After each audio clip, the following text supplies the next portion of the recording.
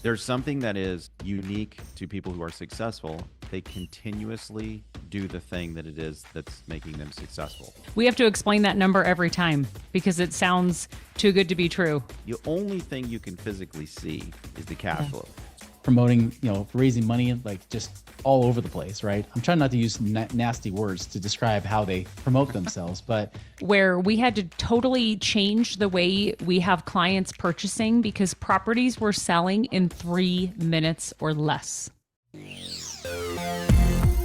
Chris Miles was able to retire twice by the time he was 39 years old, but he's not content to just enjoy his own financial freedom and peace of mind. Chris wants you to have your own ripple effect so you can live free today. He's not the financial advisor you expected. He's the anti-financial advisor you deserve. He's jumping behind the mic right now, ready to make waves. Here's Chris Miles. Hello, my fellow Ripplers. This is Chris Miles, your cash flow expert and anti-financial advisor. Welcome to the show that's for you. Those of you that work so hard for your money and you're now sick and tired. You're not ready for that money to start working harder for you today. You want that freedom. You want the cash flow now. You don't have to wait 30 or 40 years, but you want it today so that you can live that life that you love, doing what you love. But guys, I know it's not just about getting rich. It's about living a rich life because as you are blessed financially, you now have a greater capacity to bless the lives of those around you. And that's what it means to be a Rippler. Thank you for tuning in and being a Rippler in your own life. And thank you for allowing me to create that ripple effect through you as well. As a reminder, if you haven't done so already, go to our website, moneyripples.com. Lots of great free education we've thrown on there, everything from infinite banking to even passive income. There's even a calculator you can take. Go and peruse, check it out, see what actually will help you get to your goals faster today. All right, guys, so I'm bringing back repeat guests. I can't even keep count how many times I've brought Ron Phillips and Heather Marchant onto our show. I'm sure we're easily at least a half dozen times. So it's probably on average at least once every 100 episodes. Now that we're hitting 800 at this point, at least once every 100 episodes, we've got these guys on. Why? Why do I keep bringing them back? Well, one, you've heard me talk about for the last couple months. I told our VIP clients back in December that the thing you should be watching for right now are really properties, not going for the next apartment deal necessarily, even though those probably will come back later, maybe this year or next year. I'm not even talking about trying to go after the next latest and greatest craze or franchise. It really is about property, owning property, especially rentals that are turnkey where you don't have to manage the property. And that's something that these guys do best with RP Capital, is that they are the guys I've bought my properties through. And I'll tell you, we'll talk about it today. Even some of my experiences, like I mentioned on one of my episodes, one of my worst real estate deal of the year ended up not being so bad. So anyways, guys, welcome back. Happy to be here. Happy to be here. Yeah. Wow. Yeah, you owe me a Coke, Heather. I know. What just happened? Yeah, and congratulations on all those episodes. You said almost 800? Yeah, we're pretty much 800 right now. That's awesome. Yeah. Really cool. Great content. It's incredible. And, because we have a podcast too, we know how much goes into that. So, congratulations for sure. There's very few podcasts who make it that far and have that many episodes and are as popular as this one is. So, truly, congratulations. It's awesome. You're helping a lot of people. Yeah. Well, it's definitely a momentous occasion. I don't know if I should have like little fireworks going off or whatever, but it is what it is, right? Yeah, so, we should have something special. That's for sure. For sure. Well, give them a quick intro of your guys' company, what you guys have done, how long you've been doing it, especially in the turnkey space. Let's see. Yeah, we'll go with Ron, I guess. It feels like I've been doing this since Moses was a baby, but it's only been 20 years. I've been doing the same thing for 20 years. I was talking to Heather pretty recently. We've been given the same presentation for 20 years. Nothing has changed, and we've been through these crazy cycles. But rental real estate just makes sense. It makes sense all the time. And so what my company does is we go out and we find sellers, builders, rehabbers, people like that who are producing good product, and then we negotiate really, really good deals, and we put everything together that you need to successfully own rental properties, which is property managers, lenders, attorneys, accountants, everything that you could possibly need. We kind of present it all pretty with a bow on top, and all you have to do really is buy it and occasionally talk to your management company.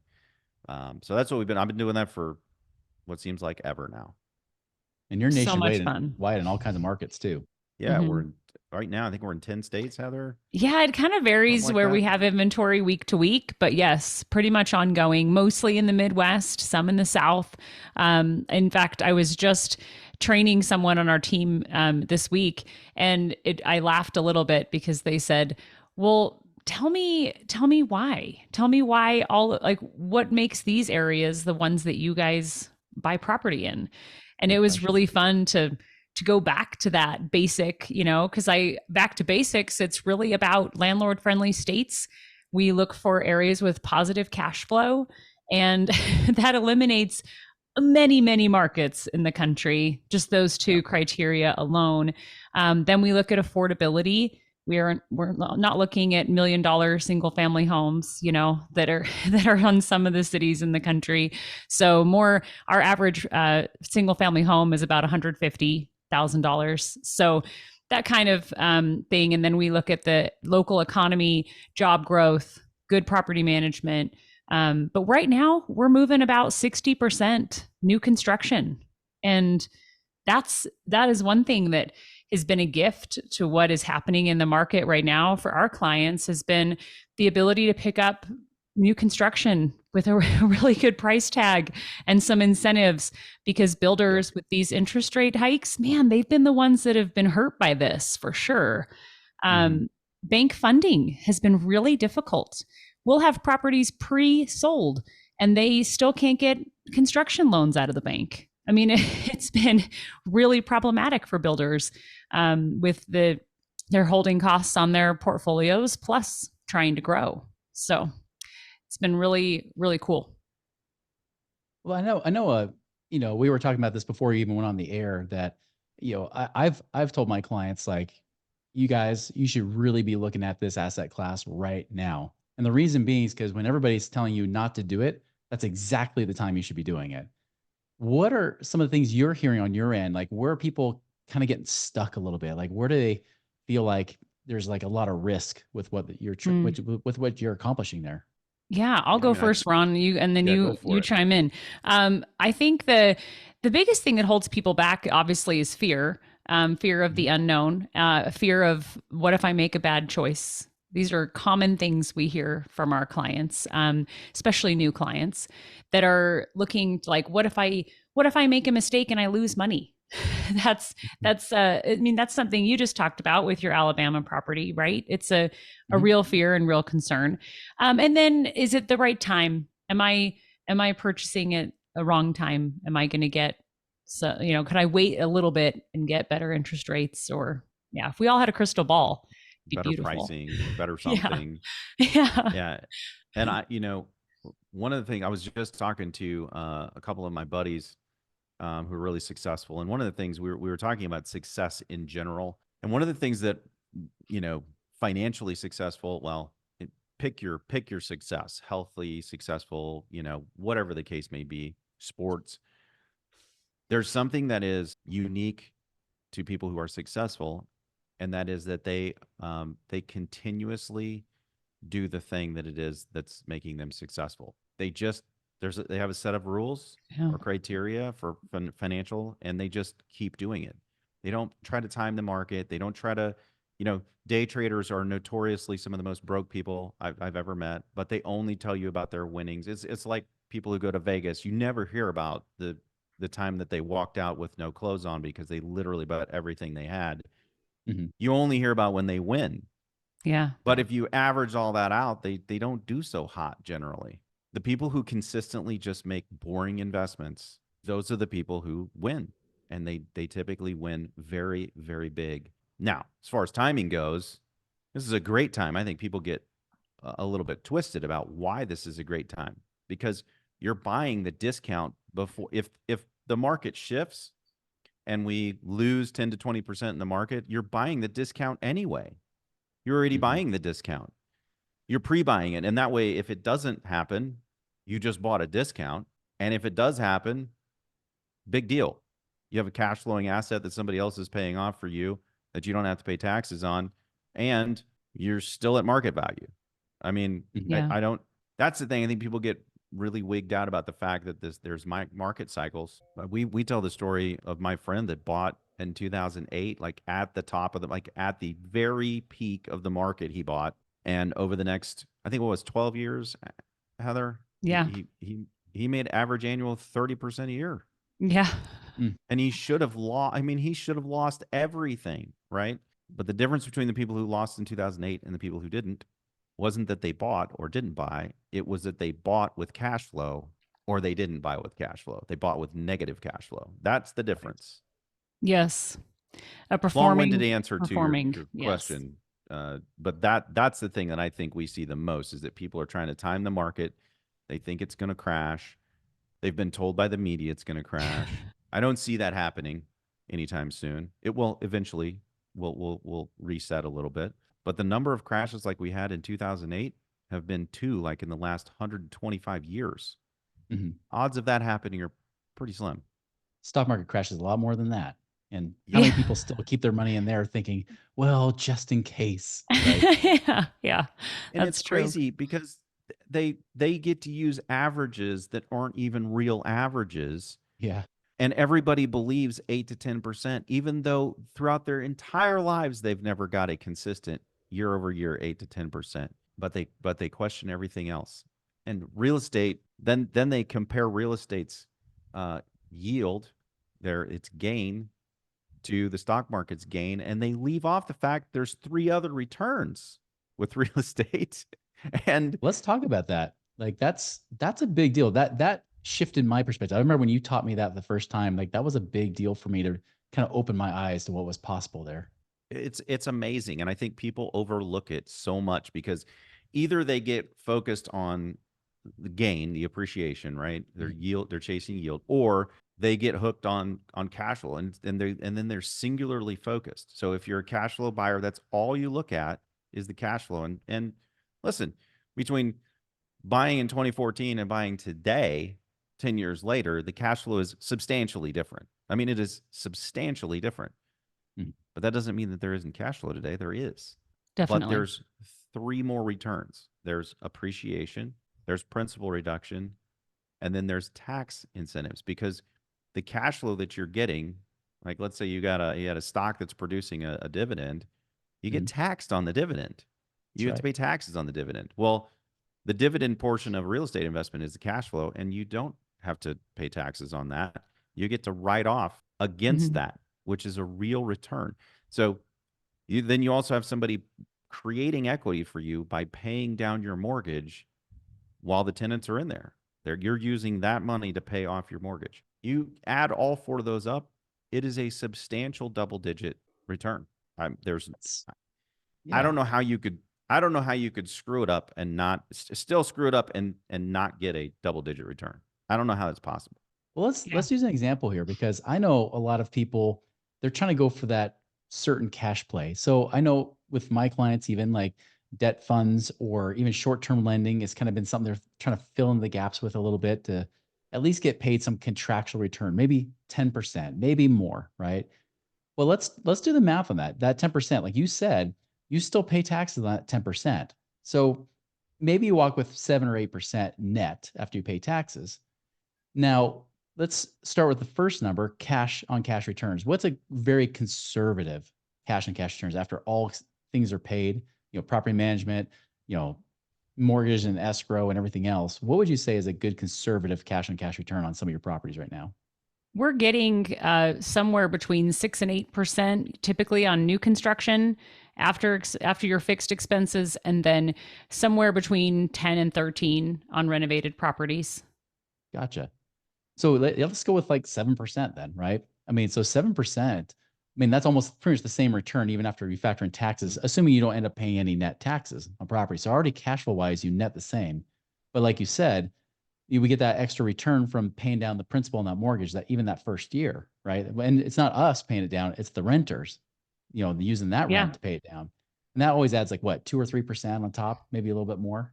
Yep. Yeah, conservatively, and then every year it increases because the amortization schedules, you pay more principal every single year you own the property. So the lowest return you're going to get is the first year, and it's usually somewhere between that 2 to 3%.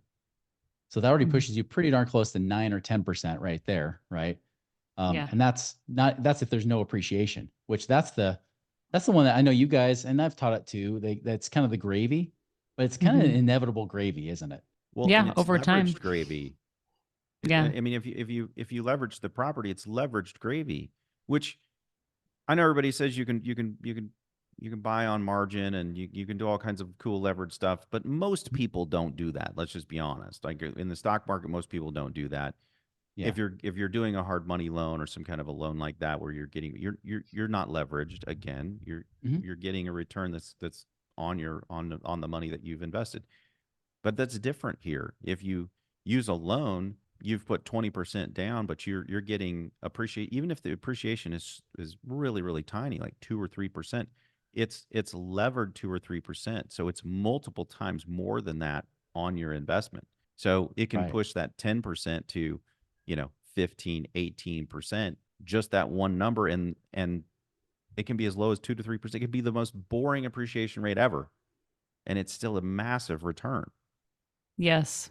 We have to explain that number every time because it sounds too good to be true, right?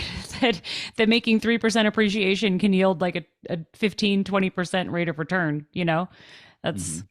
that's a little Well, mind-boggling for so people. let's do the math real quick then for people, because it is important that everybody understand what leverage does. It's pretty incredible. If you just use like a $100,000 property, we're going to put 20% down and use 3% again, right? That means you're getting $3,000 and you only put in $20,000, right? So your return on, if you do the math, it's 15. That's a 15% return. Right. Because Yep. 3,000 is 15% of 20,000.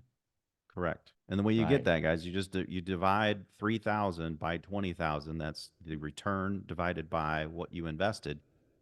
You've gotten a 15% return when reality is you only got a 3% appreciation rate, which is, pretty pathetic, really. Yeah. Mhm. You had 15%, now we're 25 on this simple property where we started with pretty reasonable numbers. Yeah, it's true. Yeah.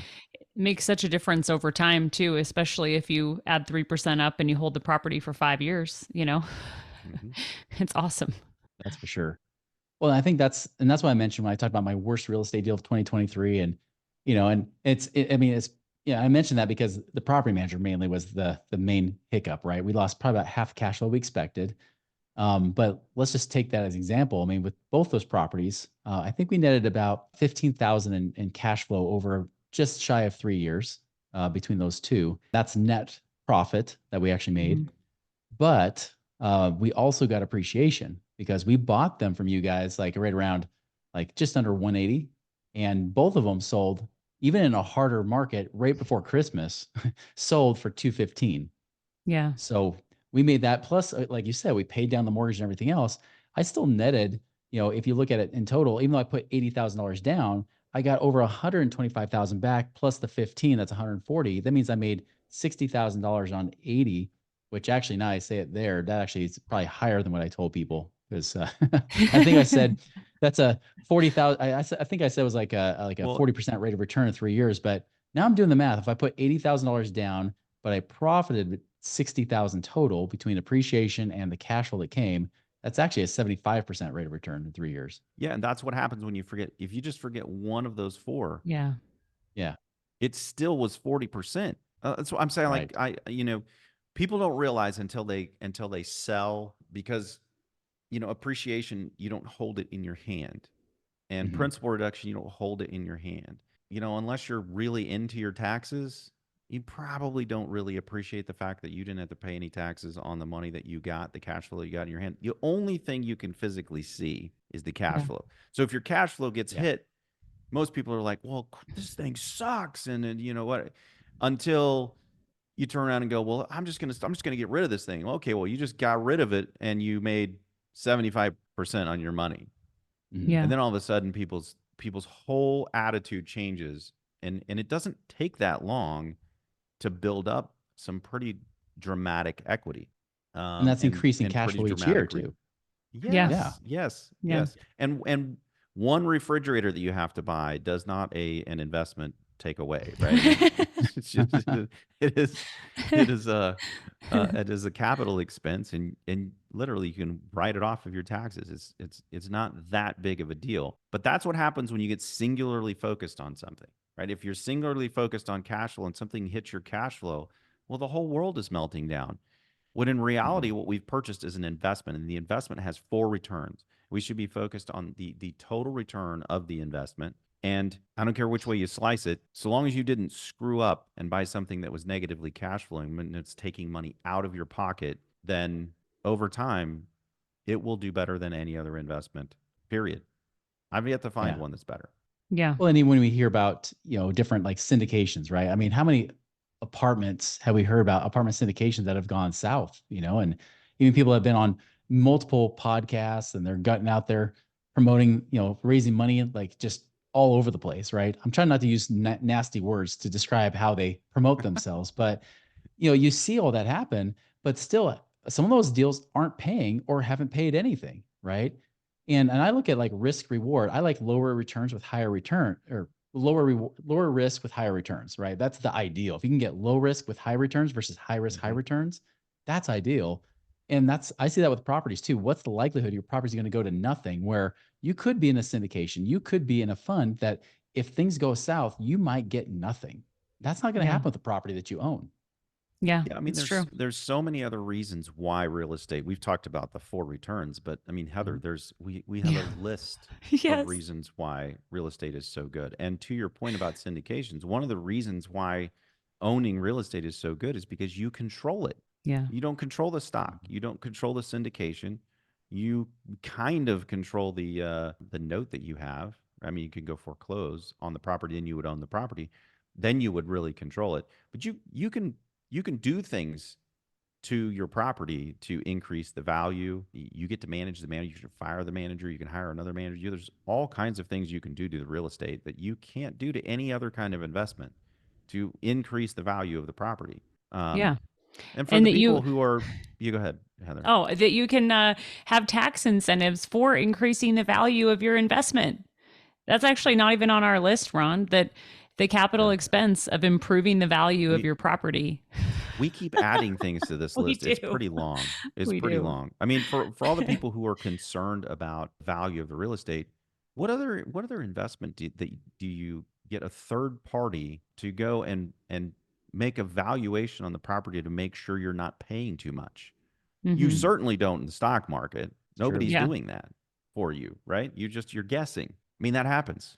What other investment can you insure against downside risk? Yeah. You can literally insure your property against downside risk, against your tenants not paying, against Like them a fire? destroying your property. A fire. Hey, now Heather's rubbing it in. But yeah, I mean, that turned out great. It was Yes. horrible when the fire happened, but it turned out great. I mean, I ended up making a whole bunch of money on that deal. But all of these things, right? You can't insure against the CEO burning down the company No. because they said something stupid on TikTok, right? You can't do that. There's no Yes. insurance for that. No, we're calling out Elon Musk for that or anything, right? No, I didn't say any names. Well, before I ask the last question, because I think this might be a burning question for a lot of people, what might be holding them back for now is first, like, how can people best, find out like what kind of properties you guys have?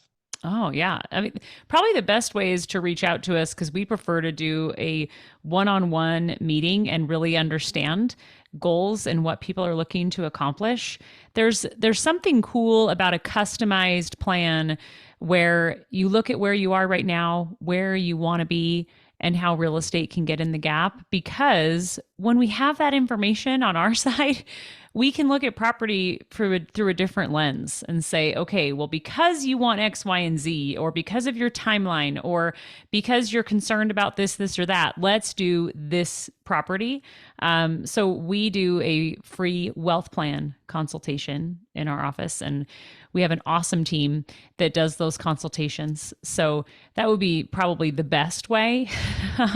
But yeah, we do have the ability to subscribe to a text alert whenever there's properties that are released in real time.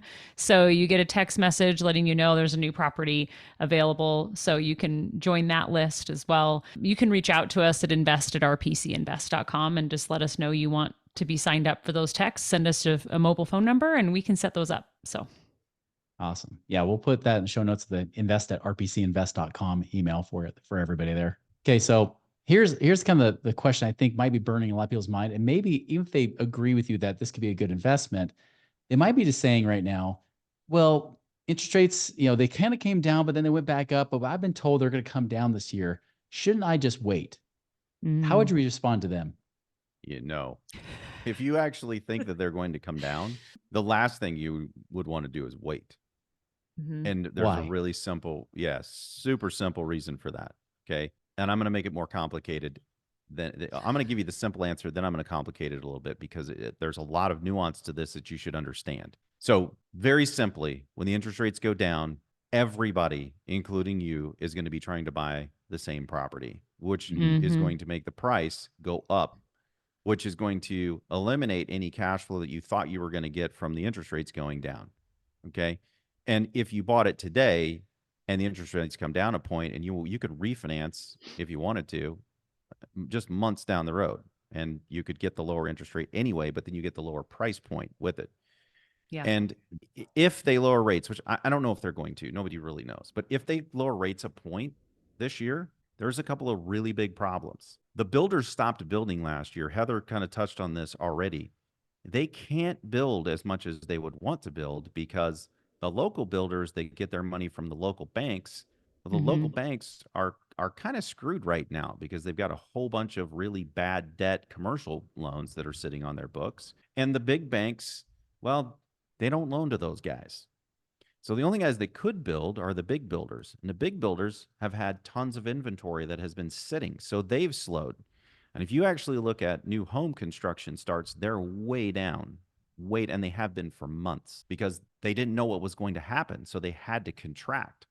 Right before the onslaught. Now, the demand hasn't gone away, right? We had this massive demand. Everybody talked about there's not enough supply for the demand. Well, now there's less supply for demand. And you couple that, the new construction problem, with the fact that we also have people who are staying in their homes with their 3.5% mortgage and they're not selling because they can't afford the next house. There's a substantial lack of inventory on the market. So if they reduce rates by a point, everybody, all the pent-up demand is going to hit the market and prices are going to shoot through the roof. Think about right after COVID. That is what's going to happen. And there's not going to be enough properties. And there's zero way that that new construction can actually keep pace. They couldn't get through the permitting process fast enough to get houses on the market that people could even buy. So there's going to be this massive constraint. So waiting, hopefully you understand now, waiting is the literal worst thing you could do if you think rates are going to come down. Absolute worst thing that you could do. And our lender's doing a no. Oh, go ahead. Finish. I was just going to say before that, the best thing you could do is lock in your price now and refinance later. Yes. Yeah. And go, Heather. Heather. We talked to our lender about this and we showed the problem. The lender, lenders across the country have had less business, right? That's not rocket science.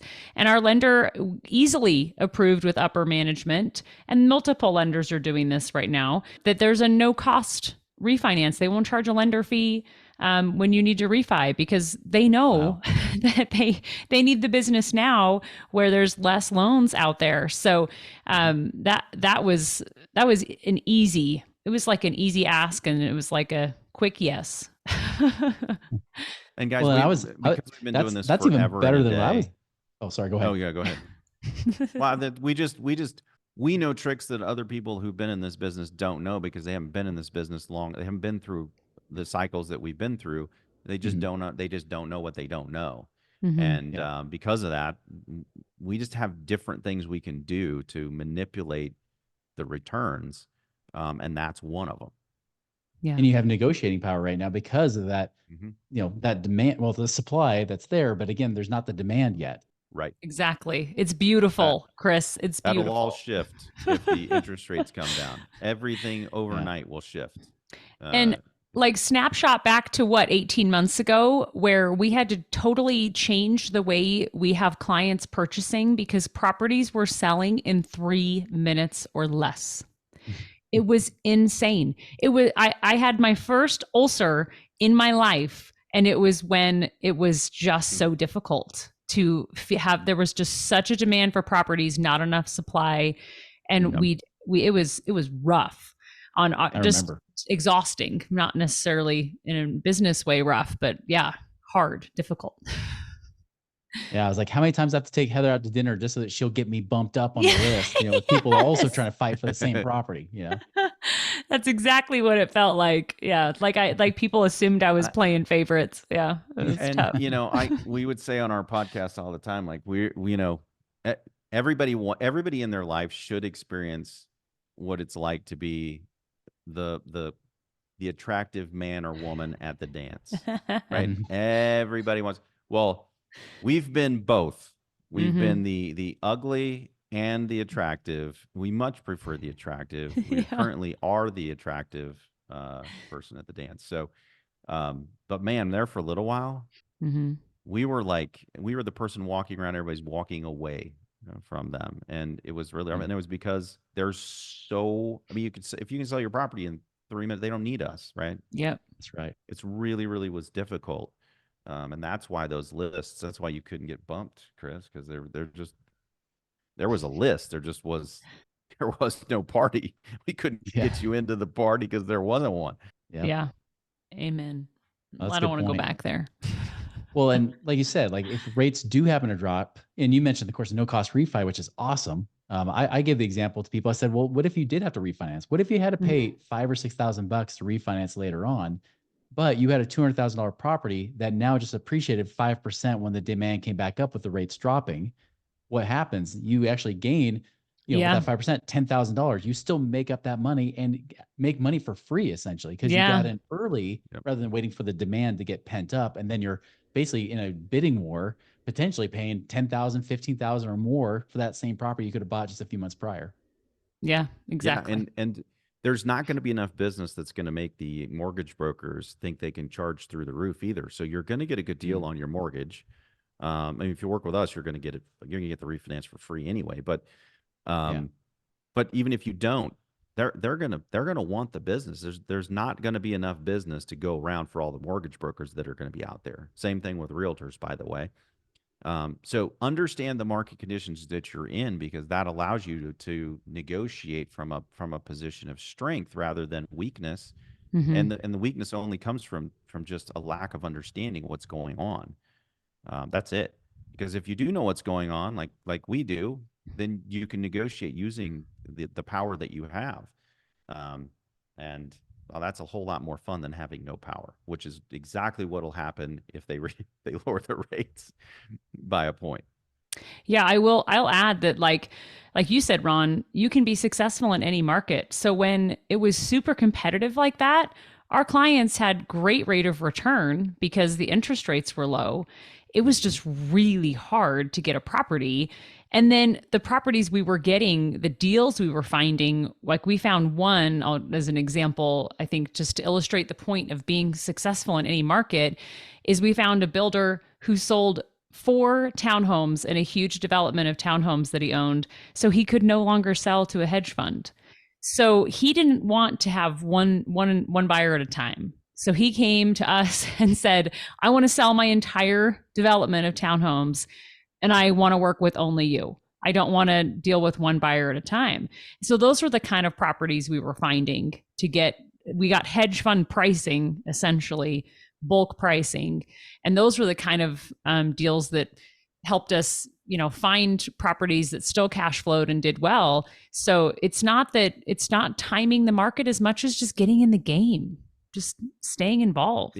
It's being consistently in the game. Yes. That's how you win the game. You have to constantly play. Yep. It's the only way. Right. If you wait for everybody else to tell you that's a good time to get in, that's when you know it's already too late. You already missed the boat. Yep. Yes. And it's going to be a lot less fun. That's right. You're going to have ulcers, apparently. Yeah. So, well, guys, I appreciate having you on today. This was awesome. I mean, time flies, especially when we're having fun here. People want to reach out to you. It's invest@rpcinvest.com. Is that correct? Yes, that's right. It is. We'll Awesome. set up So- a time to meet or get you on our list, whatever works. Great. Well, again, appreciate your time, guys. And everybody, if you're looking for the right time, like I already mentioned, right? It's about consistency. It's Moneyball, right? It's Moneyball. It's about getting on base now versus just trying to get the big hit, the big win. Guys, it's up to you whether you're going to take this opportunity or watch it pass you by once more, like you've done many, many times in your life. And yes, I am talking to you. This is the time right now to at least look at it, entertain it, understand what is actually available to you as an opportunity, and then take action so that your life becomes better and is blessed. So then you can also bless more lives. Go and make it a wonderful day, and we'll talk to you later. They have a set of rules, criteria for financial, and they just keep doing it. They don't try to time the market. They don't try to, day traders are notoriously some of the most broke people I've ever met, but they only tell you about their winnings. It's like people who go to Vegas. You never hear about the time that they walked out with no clothes on because they literally bought everything they had. Mm-hmm. You only hear about when they win. The people who consistently just make boring investments, those are the people who win. And they typically win very, very big.